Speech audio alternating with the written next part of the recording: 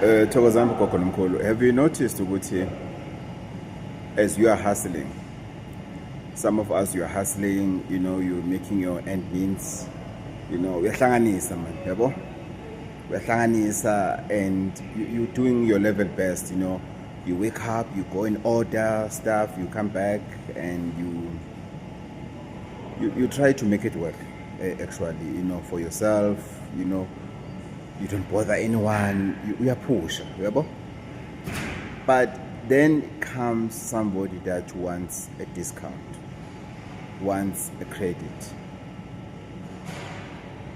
Sisithatha isibindi esingaka kanzewethu. Sisithatha isibindi esingaka.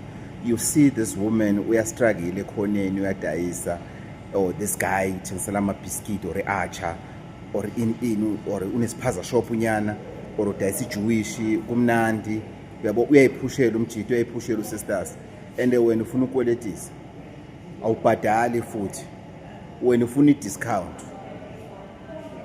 But when we go to these big stores, I've never seen anyone asking for a discount to a Checkers or a ShopRite or a Pep.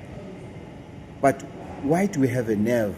Usisters uyayiphushela umancobo laphana, uyidayisela impahla, uyabo, omunye uyayibhekela lapha uMamkhize, uyabo, wena uyafika, hayi awungenzeli price, awungenzeli discount, phela sengithenga kakhulu la ekhaya, awungenzeli discount, phela lana kusekusekhaya.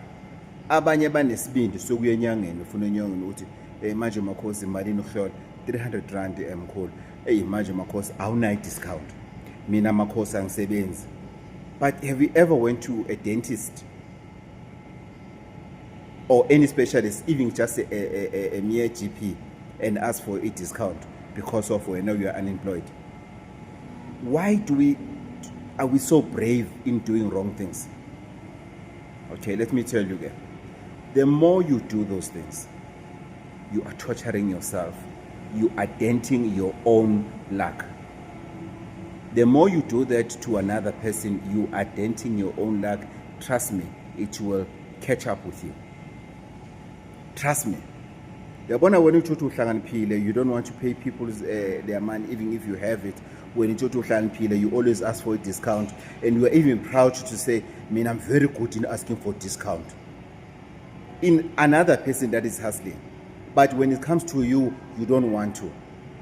Trust me, whatever that you are praying for, whatever motive that you are using is not going to work to its full capacity because of what you are doing to other people.